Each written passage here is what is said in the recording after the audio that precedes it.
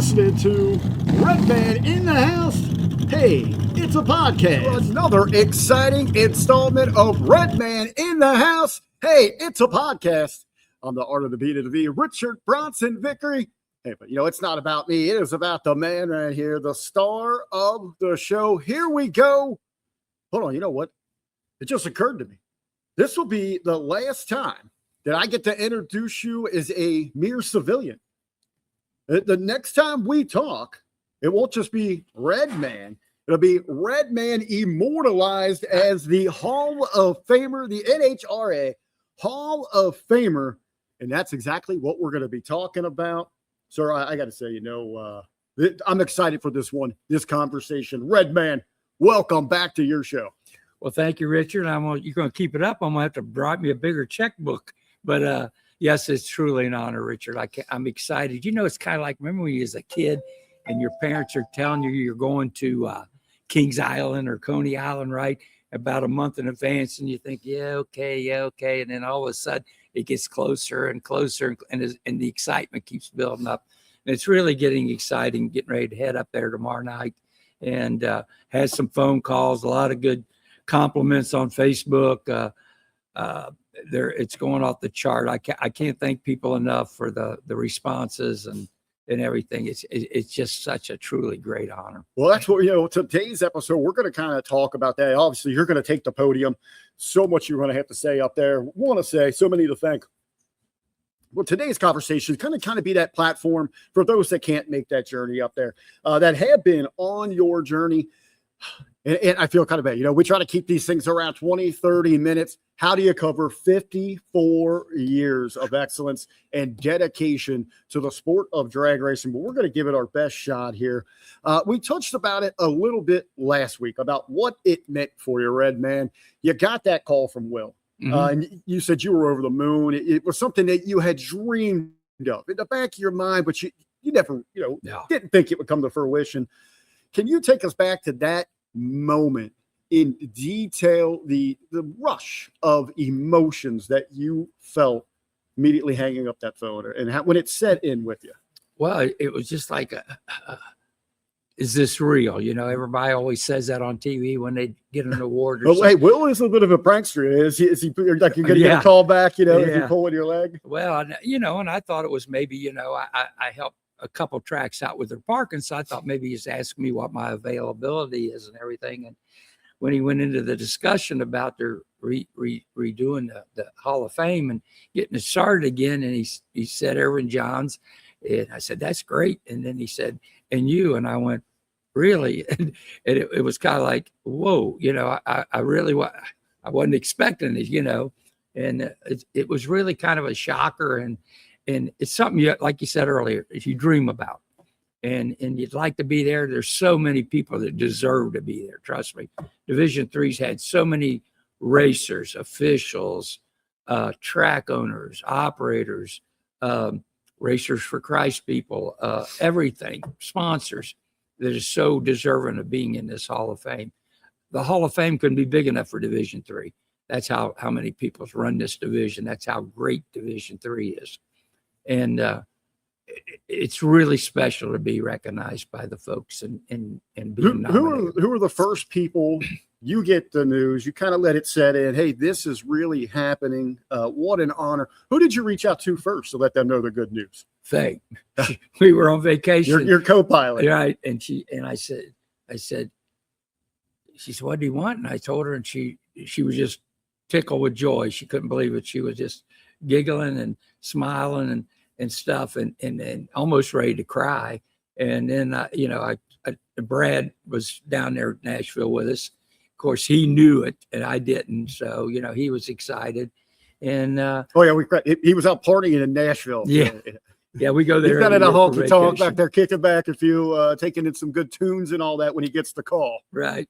And it was just an elation, It was like, what better place, really, tell you the truth, to get the news? I mean, like you say, good music, good food, good beverages, good everything. And it was like, wow, it's Christmas early. It was like Christmas early. And I tell you, if we can talk a little bit longer, there's a lot more people I got to thank than time I'll have there, because Well, I have to keep it said short. Faye is the first one that you tell of the great news there. You're with some friends. This entire journey, and it takes a lot of time, dedicating your time, your efforts into drag racing. It's very long days, weekends, events. What has it meant over the years to have that support of your friends and family? It's been great. Family sometimes struggle because when you're away, it might be a birthday, might be a graduation, it might be weekends something. are gone. Right. And one year I worked 26 events, 26. So you figure that's half a year I was gone, and you miss a lot of stuff. You miss things just locally around home. And her support's been great for the fact that she had never really ever been to drag racing except a little bracket racing. And a cute story on her is she asked me if she could come to Indy one time. And I said, sure. So I got her a ticket. She came for one day. And then the next year she asked me if she could come up for more than one day. And she came up. We spent 3 days. Her. Yeah. Came up for 3 days. Right. Now, like I said, this lady's never been to an event like these, been to the local level. So we're at home having supper one night. And out of the clear blue, she said to me, she said, Bill, I see why you do this. And she was meaning the people, the racers, the cars, the excitement, just the whole enchilada. She just said, I see why you do this. And this is a girl that is not real race savvy. She knows and watches and excited, but knows all the ins and outs, There was a spectacle she could understand that was drawn to it. And she says, I see why you've done this all these years. And I said, you're the first one to really know why. I said, everybody else I've ever dealt with, it's, oh, you're home or you're gone again or whatever. But she got it. She's seen why I would go and now you kind of skimmed the surface, of what Faye saw and how she could understand why this was so important to you. Can you deep dive a little bit more into that about really what this sport, this journey, this 54-year career excellence experience has meant to you? Richard, I'll tell you the truth. If it probably wasn't for drag racing, I don't know if I'd be here to this day. I mean, I could have probably been in more trouble, been in the wrong places at the wrong time. Drag racing really kept me sane. I know it's hard to believe, but you go to a race and you get wrapped up in it, and it keeps you from all the outside pulls of life. And it really helped me. Like I said, I've had a couple of journeys in my life that weren't going well. And if it wouldn't have been for racing, it could have probably went real wrong. But being around the racers, the support of the racers, seeing them, like I said, it's a family. Hey, how you doing? Why don't you come over and have a burger with us later, whatever it may be, and and meeting new people from all over this country. I mean, people don't realize how many great folks we have in this country of ours when you really think about it, because you're usually maybe tied down just at Edgewater. You don't get nowhere else. Or you just tied down at this track. And until you get out here and meet all these people you read about, see about on TV, and get to intertwine with them, it's like, it's just a special feeling, special everything. You think, what would that, you told us the story in episode 1, we touched on a little bit, and I love hearing it every time, but you were like 12, 14? Yes, I was 1963. I would have been, let's say, born in 47. So 14, I guess. Neighbor boy come pick me up. He drove by and he stopped in front of the house, said, would you like to go to Edgewater? So I went and asked Mom if it was okay. And she said, yeah.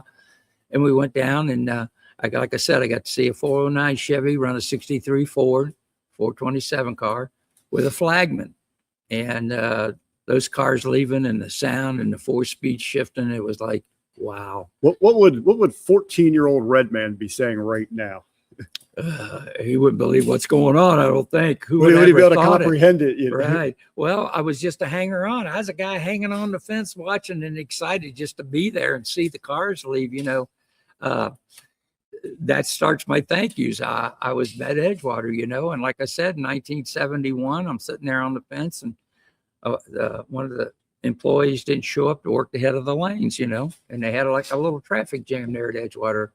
And like I said, Mr. Clean, the photographer, come by, and I said, hey, and I said, I could do that for you, clean that mess up if you need somebody to help. I said, looks like nobody's there. So he talked to somebody, come back, said, get over and get it done. And I did. And he told me somebody talked to me. And like I said in the last episode, that nobody never did. So next week I was over there hanging on the fence, and he asked me what I was doing. And I said, well, nobody talked to me, so I guess they wasn't interested. He said, get back over there. They will this week. So then Lee Holmes, who was their main tech director at the time, come talk to me. He said, we'd like to have you work the lanes for us. And I started working. It was the Mingus family owned Edgewater at the time. Great family. And I got to thank them for the opportunity. Them with Lee Holmes and Harvey Bond. Lee and Harvey, man, were such great mentors to me. Taught me so much how to be fair, be impartial, like who you like, but be impartial, stay fair, stay straight. They taught me so much of that. And then the family eventually sold out to a gentleman, Jim Settles, he was called. He owned a big Suzuki shop up on Coleraine Avenue. And then we got having bigger races, and he wanted to make a bigger splash on the deal. And so he got us, back then they were called Winston's. And like I said, the pros ran them. So he got us a couple of them. And so I was running the starting line. Then I got promoted to the starting line. And Bob Daniels, who was the division director at the time, he kind of liked my work ethic and everything. He told me after the race, he said, if you ever like to work a national event, let me know. It was often running. Yes. All those events from that humble beginnings there, all those great individuals. Well, we're thankful that they got you here to be thankful to have this opportunity. Now, we're also thankful for everyone that's given their congratulations, that's reached out to us via social media or on our YouTube. We're going to be flashing some of those here on the screen throughout the show. So many. We apologize not really having the time to personalize, reach out to congratulate. But thank you so much. We're going to flash those up on the screen. Some great compliments. People that touch. Redman, you had mentioned mentoring in there, early mentors that you had. I think that's one of the special bonds that you and I really developed early on. You found out what I was doing at Edgewater, man, and you lit up. You couldn't get it up, sitting me down, and not just sharing those experiences, but really teaching me. And not necessarily, nuts and bolts, the math of everything, but the overall presentation and how to make people feel the sport of drag racing, to share that love, the story you just shared about what you witnessed, a lifelong passion there. I've seen it through there, and I thank you so much for what you've given me and this opportunity here with the podcast. But what does it mean to you to be able to express and share and help grow this sport? It's really exciting for me. I want the sport to live. We've been on shaky ground. We talked on, I think, the last episode, there was a lot of tracks kind of closed. A lot of national events dropped because of financials, whatever it may be in life. And now to see that there's a chance of the sport really jumping back with another sanctioning body coming on board, more tracks getting involved, new tracks for NHRA, new tracks for IHRA. To me, it's I'm not sure what the word is I need, but a revitalization of the sport. That's good with us, right? It's like it's getting an energy back again. There's going to be opportunities to go new places, old places that we thought were done, finished, never be racing there again, and in new places that maybe they had a smaller race, now they stepped up to a bigger race, and it's like. It's really exciting. I think at 26 is going to be an exciting year for drag racing. Absolutely. Really two big organizations out there. And I do want to encourage people, if you're out and about, if you're at a track somewhere and you see Redman, just like the stars and the cars and the crews, he loves talking with the fans. If you happen to be visiting here at the VFW 7570 in Harrison, Ohio, if he's not running around helping out with the event, making sure everything's organized, he loves to sit down and talk about drag racing, share his experiences there. Redman, you're gonna be hitting the road about 24 hours to head to Indy. I know you've been getting sharpened up, hit the tanning bed, got the haircut. Have you got your suit? Got your suit picked out? Yeah, no, I don't have a suit. I'll be wearing a tie though. I will wear a tie. I was telling him a cute joke earlier about a tie. I'm not a big tie guy. So this is a cute, clean joke for y'all. Guy goes into a restaurant and the guy says, you got to have a coat and tie. So he walked back out this car and he reached around the trunk and he finds a coat, but he don't have a tie. So he sees a set of jumper cables. So he wraps them around his neck and goes back in. So the maitre d' says, what kind of tie is that? And he says, it's a clip-on. So I'll have a clip-on on and I'll have a nice shirt, have my hair combed. I don't know about that makeup thing, but Yeah, it'll be fun. I'm looking forward to it, to see some of the folks. It is just great. And, and like I say, I got a lot of thank yous. I got to do a short version up there, but if we can, like back to where we were talking earlier with the Winston race, I got to, they're long gone now, but Bob and Eileen Daniels were the division director, and he gave me my first opportunity with NHRA. And then Keith Farrell replaced him. Keith Farrell gave me the opportunity to be the starter for Division III, and we'll have that story one day about how that came about. And then Jay for keeping me all the years, and then Will for letting me be in a subcontractor and helping out wherever I can. I can't thank all them enough. Can't thank all the racers enough that's been involved in my life. Have you been practicing the speech, or are we just gonna go up there and wing it? I'll probably be winging it because I'll be some nervous and my hands will probably be really twitching then. But it'll be something to come about. I'll try to make it good because I'm going in with a very special person, Irvin Johns. Another subject we want to touch on later. We'll give you a little hint. The late great. So unfortunately, we won't be able to be there to share the moment with you. But a spirit will absolutely fill the hall there. The family will be a great representation. Yeah. And a cute story about Irvin. He had a race team, we call it. And I talked to Rich today about one of our episodes about the teams. We'll get talking about teams. People think about them and write them down. That there was teams they ran, and they ran under a banner. All their cars would be painted the same and everything. So we'll have some history on that. That'll be fun. Some people will know, some won't, but it'll be fun. It's just, I love this podcast thing. I think Rich is the excellent guy. And it's like, it gives me a chance to get it out there, what I want to talk about and things you want to talk about, because so many times we're so rushed and we don't get to do it. We don't get to sit down and really have a good conversation. Like, how'd you get here? Well, I know, the honor that's going to be bestowed upon you going into the Hall of Fame. What an incredible experience that is going to be for you. Just about 2 days away from the record here. We're going to get this out so people can kind of enjoy it as soon as possible. But it is going to be a weekend, an event for you about cherished memories and going down memory lane. And I know we got a couple of photos here that we want to look at. Share. I'll let you show this to the screen. We'll pop them up so everyone can check them out. But this is some old school. This is old This school. is old school. Share these stories with us. Well, one thing I'd like to do is he'll do a better job where you can see the cars better in the comments. Put in if you know who drove this car, who owned this car, or whatever. I know a lot of them, and there's some I don't know when I was taking photographs back then. So it's kind of a fun to look at the old history. And when I got started, when I was hanging on the fence with this is a little Kodak Brownie, if anybody remembers it. Now, a lot of these, did you take these? Yes, or were they given to everything. You? I took everything. Because I think you have albums of hundreds of photos over the years. Right. And one of the things I'm terrible at, and I wish I was better, was taking photos for those moments. Right. But you have a collection that itself could be a library. Oh yeah. And there's a lot of people you'll know, a lot of people that's gone but still it's the history. I know there's Ray Nash out there. You'll know some of them.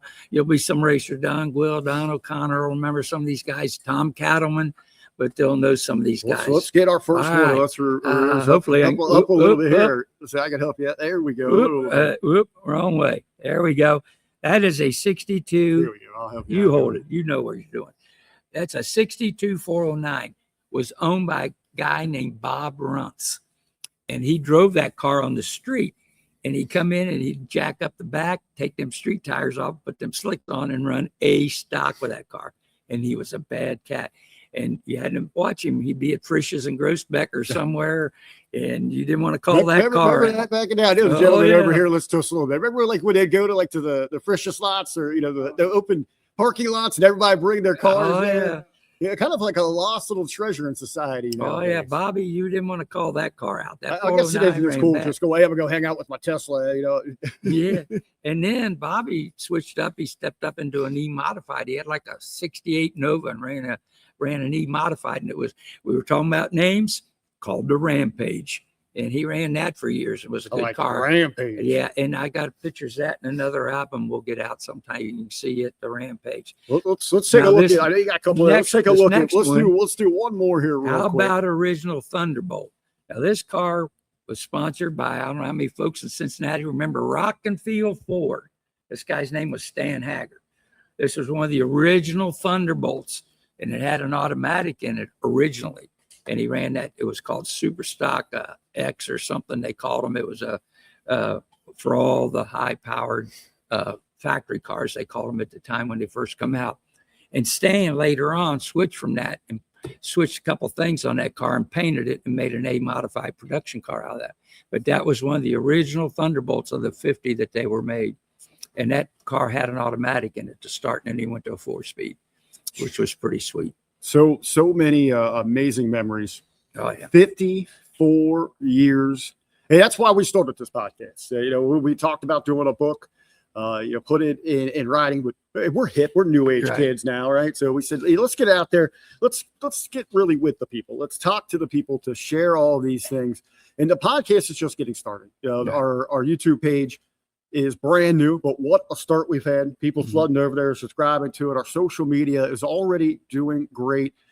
And now you're getting ready to go into the hall. I think it's going to be as we start that next chapter of your drag racing career here with the podcast, get back. But again, coming up this Saturday in Indianapolis, what a no bigger stage in racing. Home of speed. So home of speed, and you're going to be the spotlight, the main attraction.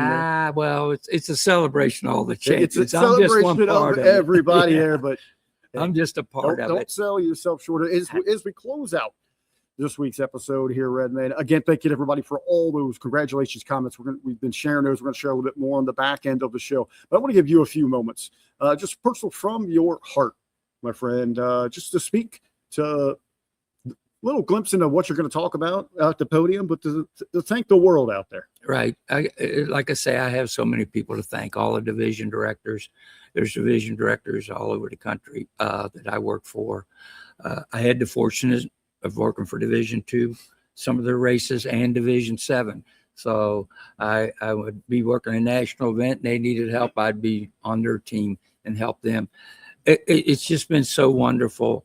I've got to work every national event at least once. I've only missed 2 national events I never got to make was Virginia and the original Cajun Nationals. I was even in Montreal once in 1984, and I've been to every national event we've had, a lot of them twice. I worked every Indy that I worked all them years. I did every Indy, and I did almost every Columbus in Norwalk when they moved to Norwalk.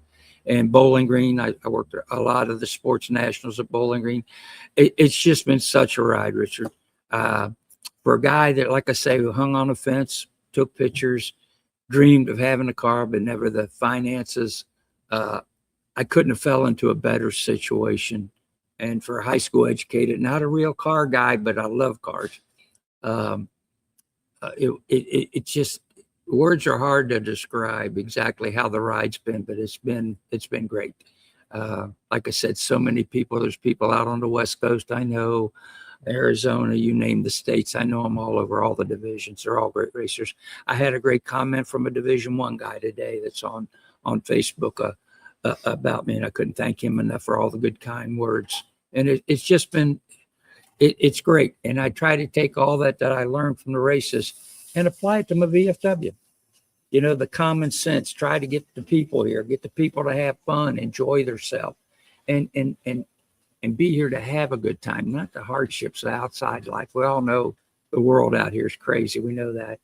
And it gets crazier, it seems like. But try to keep things on a happy note. At least have a place, that's what I did, to run to get away from my problems. It was kind of like I told you, a safe haven to get to and to say, let's get lost in the cars, you know? And it was great. It's been a great life. I can't thank everybody enough. Well, I want to thank you for your friendship and being a great mentor, learning the ropes here of drag racing. I can't wait till our next episode when we hear about your complete experience and your trip up to Indy. And I get to say, not just a regular citizen, going to be immortalized as the Hall of Famer, Redman in the house. Hey, it's a podcast. See y'all soon.